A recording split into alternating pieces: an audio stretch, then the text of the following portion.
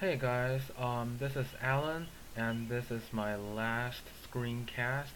Hopefully, I can do better on this one.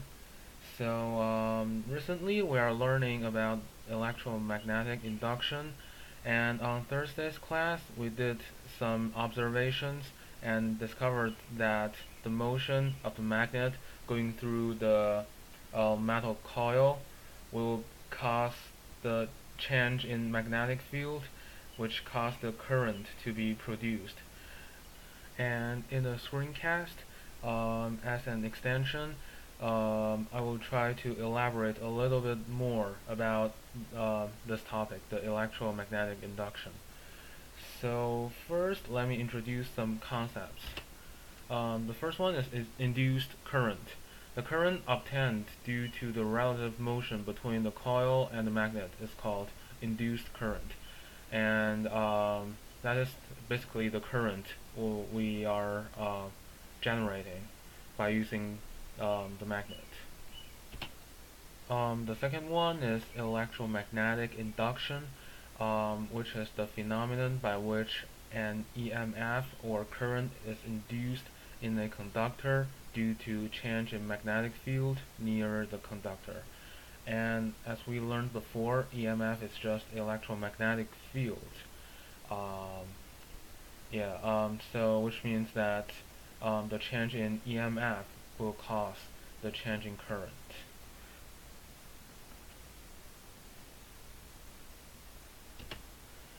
Okay, so the person who discovered the phenomenon is Michael Faraday, an English scientist. He basically found three things through his experiments. Um, Here's the first one. The deflection of the galvanometer needle indicates the presence of current in the coil. So we observed this in class. So let's say this is the coil, and here's a magnet, north, south, and uh, if the magnet is moving toward one side of the coil, here the galvanometer should change a little bit to either side. Let's say this side. So instead of uh, staying in the middle, it should go slightly to the left. Okay, the second one is the direction of the deflection gives the direction of the flow of current. Um, so it basically means that here's the coil and the magnet again in here.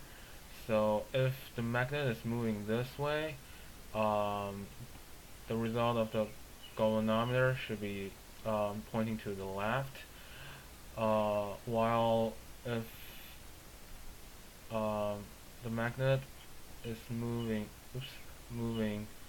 to the right, the galvanometer should pointing to the right. So it depends on the direction the magnet moves. And the last but not the least, the speed of a deflection gives the rate at which the current is induced. So let's say here's the coil, and let's say the magnet is moving toward um, the left with a speed of, let's say, 5 meters per second, then the reading of the galvanometer should be something like this, slightly pointing to the left. While if, let's say, the speed of the magnet is 10 in this case, the reading of the galvanometer should point like this, which is more to the right. Um, okay, so also, as we observed in class, the current generated also depended on the length of the radius and the thickness of the coil. So this is what we did in class, but just as a review in here, alright? So let's say this is the first coil. just a normal one. And here's north, here's south, and it is moving this way. Let's say this is the reading of the galvanometer, something like this.